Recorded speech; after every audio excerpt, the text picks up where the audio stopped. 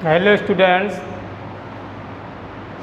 आज के वीडियो में हम आपको क्रिया से संबंधित बातें बताएंगे। क्रिया का टॉपिक हर क्लास में आपको देखने को मिलता है और हर कंपटीशन में भी पाया जाता है। तो क्रिया के बारे में जानकारी पहले बात कर लेते हैं, क्रिया की परिभाषा क्या है। तो सुनिए, वाक्य में प्रयुक्त जिस शब्द या शब्द समूह के द्वारा किसी कार्य का होना या करना पाया जाता है उसे क्रिया कहते हैं। ध्यान रखना, शब्द या शब्द समूह। कभी कभी तो एक शब्द आता है क्रिया का और कभी कभी एक से ज़्यादा भी आ जाते हैं, इसलिए इस परिभाषा में शब्द या शब्द समूह दोनों शब्दों का प्रयोग किया गया है।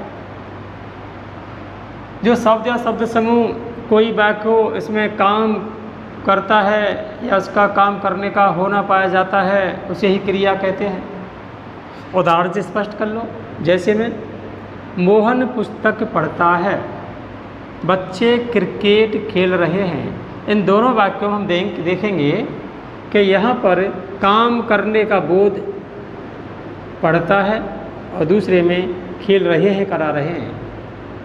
स्पष्ट है कि इन दोनों वाक्यों में पहले में तो पढ़ता है और दूसरे में खेल रहे हैं, ये क्या है? ये क्रिया शब्द हैं, क्योंकि परिभाषा से मिलान करें यही शब्द ऐसे हैं जो पूरे वाक्य में ये सिद्ध कर रहे हैं कि कार्य हो रहा है।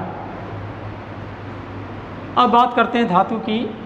जो क्रिया है, क्रिया ये धातु से बनती है। तो क्रिया का जो मूल रूप होता है, मूल रूप, उसे धातु कहते हैं। इस मूल रूप में ही लास्ट में प्रत्यय लगाने पर क्रिया का निर्माण होता है। तो मुख्य चीज़ क्या होती है? धातु होती है। धातु से ही हमारी क्रियाएं बनती चली जाती हैं। ये सब प्रयोग के आधार पर होता है। जैसे लिख एक धातु है, तो लिख धातु से ही लिखता शब्द बन गया, अर्थात क्रिया शब्द बन गया। लिख रहा है शब्द बन गया और लिखेगा भी शब्द बन गया। तो हमने देखा है कि धातु में ही कुछ ना कुछ प्रत्यय लगते हैं, उन्हीं के आधार पर क्रिया बनती चली जाती हैं। तो स्पष्ट हो गया कि हमारी क्रिया है ना, इस क्रिया की जो मूल रचना है वो केवल धातु से होती है। और धातु की एक पहचान बता देता हूँ, अधिकतर धातु के बाद में ज़्यादातर आपको ना लिखा मिल जाएगा, ना। जैसे ये ले लेते हैं लिख, देखिए लिख मूल है, इसमें ना लगा दिया, ये हमारा क्रिया शब्द बन गया। इस ना को हटा देने पर हमारा धातु रह जाता है। ये तो थी हमारी नॉर्मल जानकारी। अब बात कर लेते हैं क्रिया के भेद के बारे में। क्रिया के भेद मुख्यतः 3 प्रकार के होते हैं। पहला होता है कर्म के आधार पर, दूसरा होता है काल के आधार पर, तीसरा होता है रचना के आधार पर। विभिन्न प्रतियोगी परीक्षाओं में अधिकतर इससे संबंधित प्रश्न पूछे जाते हैं और कभी कभी इसके प्रश्न तो बहुत कम पूछे जाते हैं, क्योंकि इनका संबंध काल से होता है और काल को तो लगभग सभी पहचान लेते हैं। कर्म के आधार पर भी क्रिया के 2 भेद किए गए हैं। पहला होता है अकर्मक और दूसरा होता है सकर्मक। इनका जैसा नाम है वैसा ही काम है। अकर्मक मतलब है कोई वाक्य हो, कोई भी, उसमें क्रिया तो रहेगी लेकिन कर्म उपस्थित नहीं रहेगा। सकर्मक का मतलब है उसमें क्रिया भी रहेगी और कर्म भी रहेगा, वो क्रिया हमारी सकर्मक। आगे जानकर देंगे विस्तृत। काल के आधार पर 3 प्रकार की, क्योंकि काल 3 प्रकार के तो क्रिया भी 3 प्रकार की। भूतकाल में अगर क्रिया का प्रयोग कर रहे हैं तो हमारी भूतकालिक क्रिया हो जाएगी। वर्तमान काल में क्रिया का प्रयोग कर रहे हैं तो हमारी वर्तमान कालिक क्रिया हो जाएगी। अगर हम भविष्य काल में क्रिया प्रयोग कर रहे हैं तो हमारी भविष्य कालिक क्रिया हो जाएगी। अगला भेद रचना के आधार पर। इसके 5 भेद हैं। इन 5 भेद में से सबसे अधिक प्रश्न पूर्वकालिक क्रिया से पूछे जाते हैं, पूर्वकालिक क्रिया से पूछे जाते हैं और कभी कभी प्रेरणार्थक क्रिया से प्रश्न पूछे जाते हैं। तो ध्यान में आ गया होगा, क्रिया के मुख्य भेद 3 होते हैं। पहला कर्म के आधार पर, दूसरा काल के आधार पर, तीसरा रचना के आधार पर। ये प्रश्न पूछ लिया जाता है क्रिया कितने भेद हैं, अधिकतर छात्र केवल 2 लिखते हैं, सकर्मक और अकर्मक। लेकिन उनको ध्यान में आना चाहिए कि 2 भेद तो केवल कर्म के आधार पर हैं। अब इनके बारे में हल्की हल्की सी चर्चा कर लेते हैं। कर्म के आधार पर क्रिया के भेद।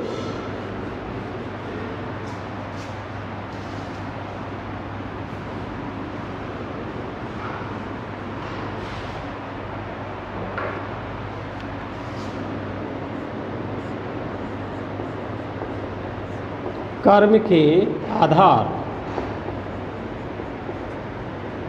पर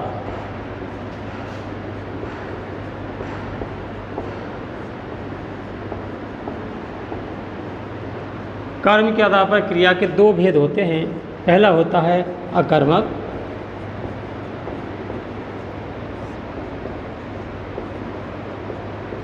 और दूसरा होता है सकर्मक।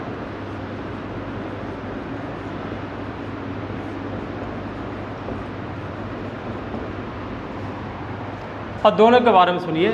अकर्मक की क्रिया के बारे में आपको जानकारी दे देता हूँ। जिस वाक्य में कर्म उपस्थित रहता है उसे हम अकर्मक है। ये कर्म अनुपस्थित रहता है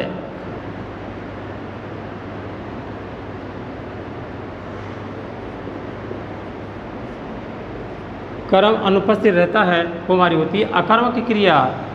और जिस वाक्य में कर्म उपस्थित रहता है वो हमारी होती है सकर्मक की क्रिया। अब इसकी परिभाषा की बात कर लेते हैं अकर्मक क्रिया की। तो परिभाषा के बारे में देखिए,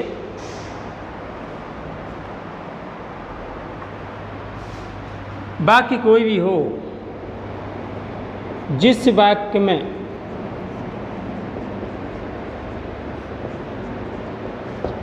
क्रिया का फल कहते हैं प्रभाव, जिस वाक्य में क्रिया का फल हो सीधा कर्ता पर पड़ता है, क्रिया का फल कर्ता पर पड़ता है,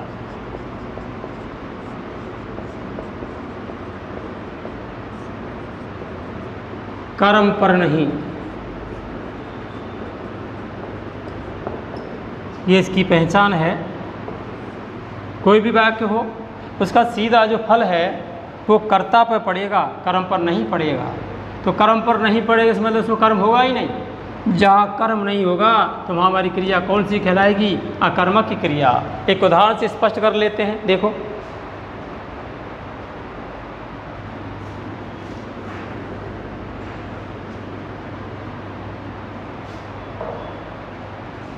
उदाहरण नंबर 1, बच्चा रोता है। अभी बताया था कि क्रिया का सीधा फल कर्ता पे पड़े, इसमें रोना क्रिया है। इस रोना का सीधा जो फल है किसे पड़ रहा है? बच्चे पे पड़ रहा है। तो बच्चा इसमें कर्ता है, रोता इसमें क्रिया है, कर्म तो अनुपस्थित है। अनुपस्थित है तो क्रिया हमारी सीधे तौर पर देख लेना अकर्मक की रहेगी। उदाहरण नंबर 2, वह खाता है। वह शब्द पर ही खाता का प्रभाव पड़ रहा है, इसका फल पड़ रहा है वह पर ही, वह इसमें करता है। तो जहाँ पर कर्म अनुपस्थित हो क्रिया कर्मक, उदाहरण चाहे कितने भी आप देख लेना, प्रत्येक उदाहरण में आपको कर्म नहीं मिलेगा। जब कर्म नहीं मिले तो समझ लेना क्रिया हमारी क्या हो जाएगी? अकर्मक हो जाएगी।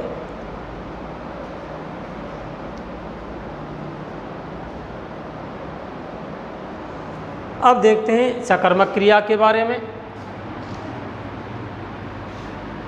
सकर्मक क्रिया की मुख्य पहचान कर्म की उपस्थिति रहती है, किसी न किसी रूप में आपको वहाँ पर कर्म दिखाई दे जाएगा। जैसे देखिए, कपिल आम खाता है। उदाहरण देखो, कपिल आम खाता है। खाता है इसमें क्रिया है। इस खाता है का सीधा प्रभाव या फल किस पे पड़ रहा है? आम पर पड़ रहा है, कर्ता पर नहीं है। जब कर्म पर प्रभाव पड़ रहा है तो क्रिया हमारी सकर्मक, और इसमें कर्म की उपस्थिति भी है। कैसे देखिए, इसमें जो कपिल है ना, ये तो है कर्ता, आम है इसमें कर्म, और खाता है क्रिया। जब कर्म जब उपस्थित रहता है वही हमारी क्रिया होती है सकर्मक। उदाहरण नंबर 2,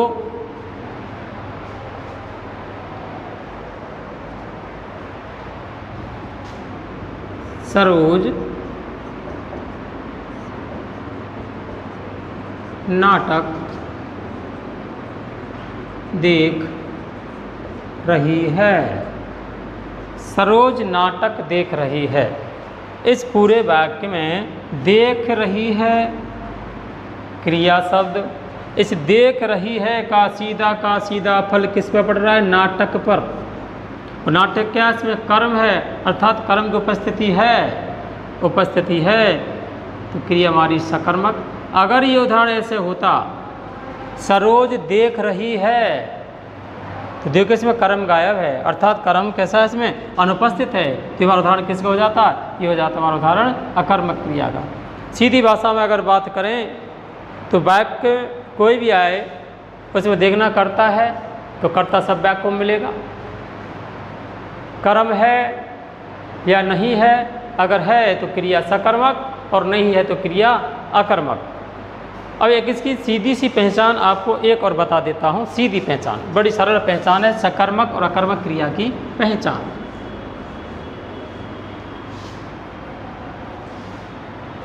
पहचान में देखें,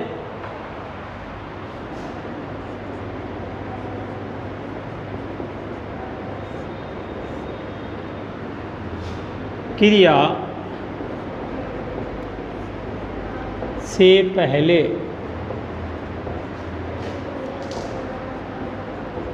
क्या लगाओ? पूरे वाक्य में क्रिया तो आएगी अवश्य, उस क्रिया से पहले क्या लगाओ? क्या? यदि उत्तर आए तो क्रिया सकर्मक,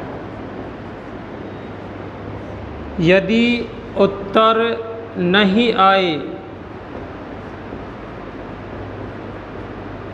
क्रिया अकर्मक। ये आपकी विशेष पहचान है, लेकिन ध्यान रखना ये पहचान प्रत्येक वाक्य में नहीं पाई जाती। लगभग 98% वाक्यों में इस क्या से आपको पहचान हो जाएगी। कुछ ऐसे वाक्य हैं जिनमें क्या से काम नहीं चलेगा। क्यों नहीं चलेगा? कि कुछ ऐसे वाक्य आते हैं उनमें पता नहीं चलता कि क्रिया कौन सी है, कर्ता कौन सा है। ऐसे आपको बताऊँ एक उदाहरण। अब देखिए उदाहरण बता रहा हूँ मैं यहाँ पर, कैसे करेंगे प्रश्न। माना कि उदाहरण है हमारे पास, मोहन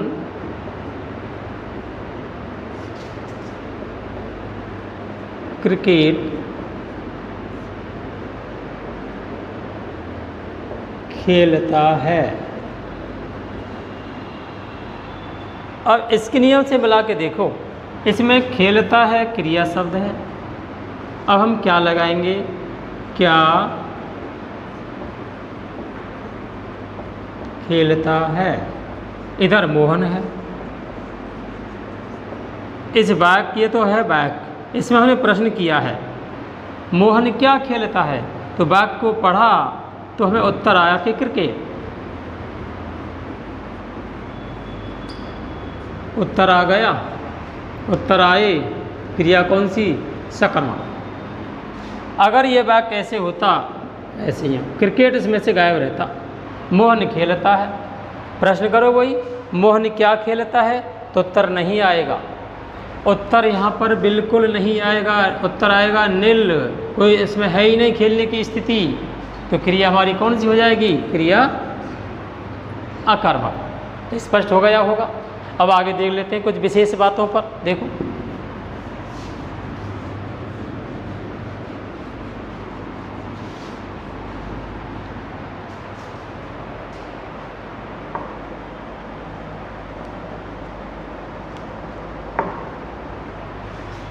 जैसे देखो उदाहरण बताऊँ आपके लिए मैं, पेड़ से पत्ता गिरता है, ये उदाहरण है। अब आपसे पूछा जा रहा है कि इसमें कौन सी क्रिया है। और देखो बता रहा हूँ क्या वाला नियम, अगर आप यहाँ क्या लगाएं, क्या गिरता है तो उत्तर आ जाएगा पत्ता, आप समझ जाएंगे क्रिया सकर्मक है। लेकिन गलत, गलत क्यों है कि एक नियम और है, जब कर्ता निर्जीव हो, कर्ता निर्जीव हो और वह गति करे, दो बात ध्यान रखना, कर्ता निर्जीव और गति, तो वहाँ पर क्रिया सदैव अकर्मक होती है, सदैव अकर्मक होती है। कर्ता निर्जीव होना चाहिए और गति होनी चाहिए, क्रिया सदैव अकर्मक। अब देखो, पेड़ से पत्ता गिरता है, क्या गिरता है, उत्तर आ जाएगा पत्ता, लेकिन गलत बैठ रहा है यहाँ पर। उत्तर आने पर तो क्रिया सकर्मक होनी चाहिए ही, लेकिन ध्यान रखना यहाँ भी क्या लगा सकते हो, समझदारी से काम लें तो फिर भी नियम हमारा सही बैठेगा।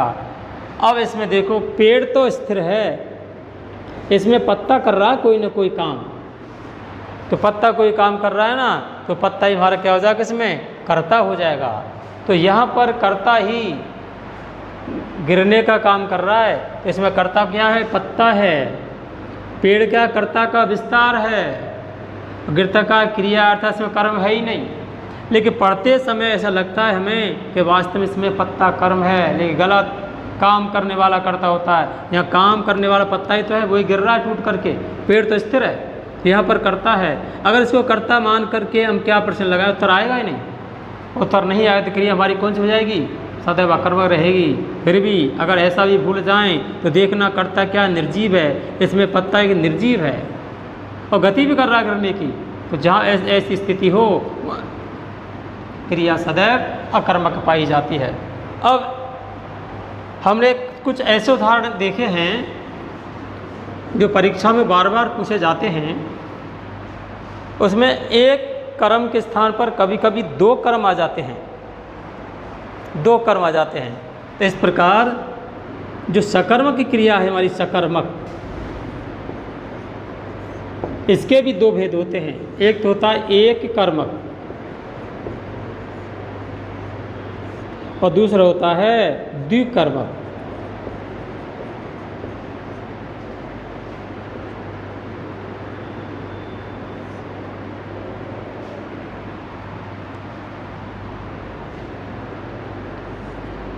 द्विकर्मक को बहुकर्मक भी कह देते हैं। जैसा नाम बता रखा है मैंने वैसा ही काम। अगर किसी वाक्य में एक ही कर्म हो तो वहाँ पर क्रिया सकर्मक होगी और सकर्म में भी एक कर्मक होगी। अगर किसी वाक्य में एक से अधिक कर्म हो तो वहाँ क्रिया द्विकर्मक होगी और क्रिया सदैव कैसी रहेगी, सकर्मक। उदाहरण से स्पष्ट हो जाएगा आपके सामने, देखो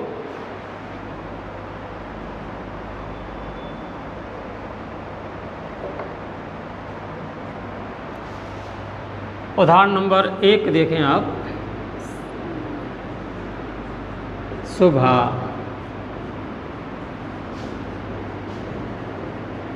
पुस्तक पढ़ती है, एक तो उदाहरण यह है। और दूसरा उदाहरण और देखें आप, दूसरे उदाहरण पर तुलना करेंगे तो आप एक कर्मक और द्विकर्मक क्रिया में अंतर अपने आप स्पष्ट हो जाएगा।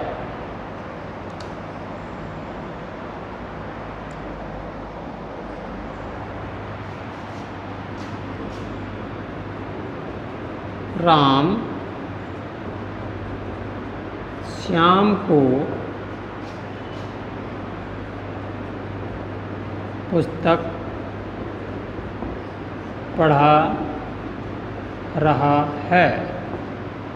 उदाहरण को दोनों को ढंग से देखें। पहला उदाहरण है सुबह पुस्तक पढ़ती है। यदि प्रश्न करेंगे सुबह क्या पढ़ती है, उत्तर आएगा पुस्तक, तो सकर्मक हो गई। दूसरा उदाहरण है राम श्याम को पुस्तक पढ़ा रहा है। क्या पढ़ा रहा है, पुस्तक, ये भी क्रिया सकर्मक हो गई। लेकिन एक कर्मक और द्विकर्मक की पहचान देखो। इसमें सुबह करता है, पुस्तक कर्म है, पढ़ता है, इसमें क्या क्रिया है? यहाँ पर केवल एक ही तो कर्म है, ये एक कर्म है तो क्रिया एक कर्मक। नंबर 2 में देखिए, राम तो करता है, श्याम को पुस्तक पढ़ा रहा क्रिया, पुस्तक कर्म और श्याम भी कर्म। यहाँ पर कर्म एक तो ये हो गया प्लस एक ये हो गया, अर्थात 2 कर्म हो गए। तो यहाँ 2 कर्मक क्रिया हो जाएगी। 2 कर्मक को बहुकर्मक क्रिया भी हम लोग कह देते हैं।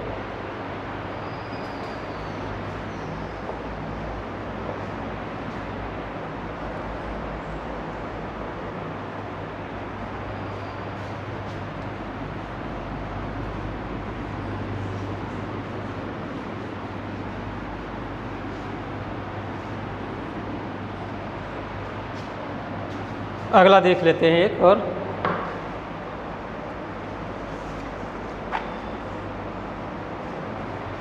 अब सुनो विशेष बात, यदि किसी वाक्य में देना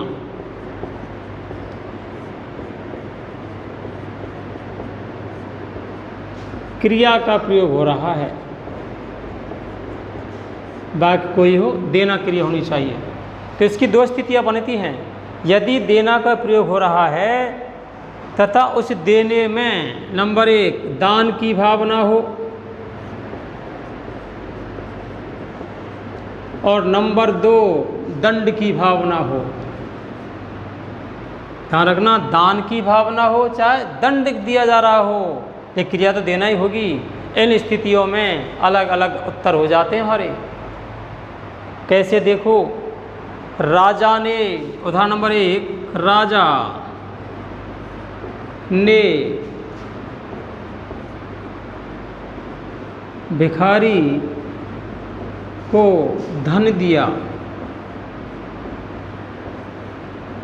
देखो क्रिया है, ये क्रिया है और दान की स्थिति है। यहाँ पर भाव क्या है इसका? दान का है। क्यों? दान वो होता है जो सदा सदा के लिए दे दिया जाता है, वापस नहीं लिया जाता है। तो राजा ने किसी भिखारी को धन दिया है, यहाँ देना क्रिया है, लेकिन किसके अर्थ में हो रही है? इसमें दान की भावना है, दान देने के अर्थ में स्थिति इसकी हो रही है। अगला उदाहरण देखें आप,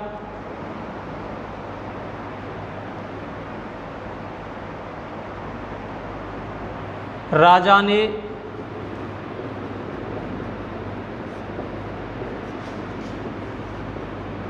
अपराधी को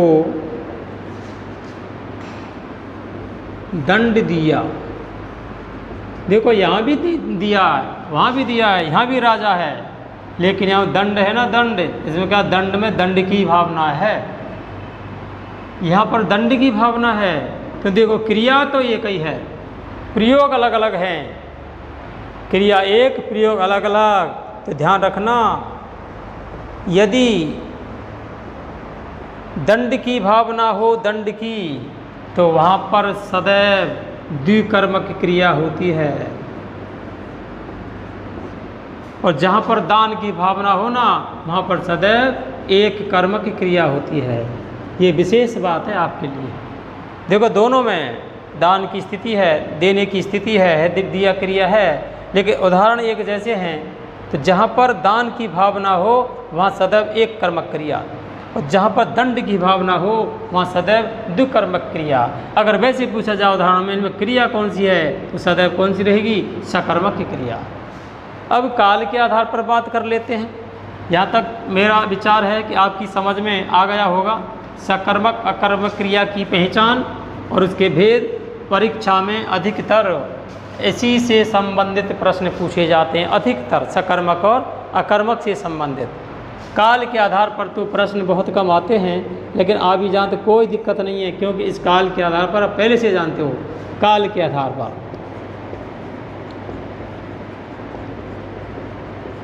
काल 3 प्रकार के होते हैं, तो क्रिया भी हमारी 3 प्रकार की।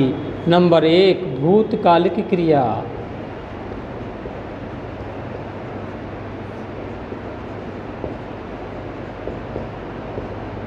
नंबर 2 भविष्यत कालिक क्रिया,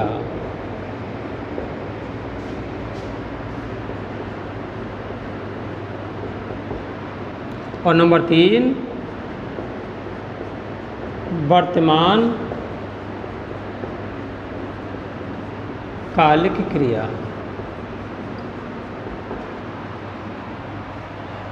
स्पष्ट हो गया होगा, जहाँ पर भूतकाल की बात हो वहाँ तो भूतकालिक क्रिया, जहाँ पर भविष्य की बात हो आगे की भविष्यकालिक क्रिया, जो वर्तमान में चल रहा है यथास्थिति हो इसी समय का वर्तमान कालिक क्रिया। एक एक उदाहरण देख लो सबका है, ये ज़्यादा कठिन नहीं है। ये रमेश जयपुर गया था।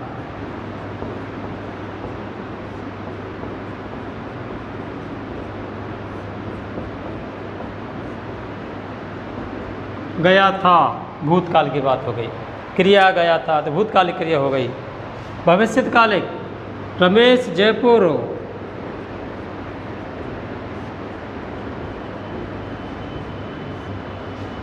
जाएगा, भविष्यकाल की क्रिया। वर्तमान कालिक रमेश जयपुर जा रहा है। ये तो सरल टॉपिक है, इसके बारे में विशेष चर्चा नहीं की जाएगी। अब आपका एक रचना के आधार पर क्रिया रह गई है, उसके लिए थोड़ा सा समय लगेगा। तो आज वीडियो को यही समाप्त करते हैं। ध्यान से अध्ययन करना, समझ में जल्दी ही आ जाएगा।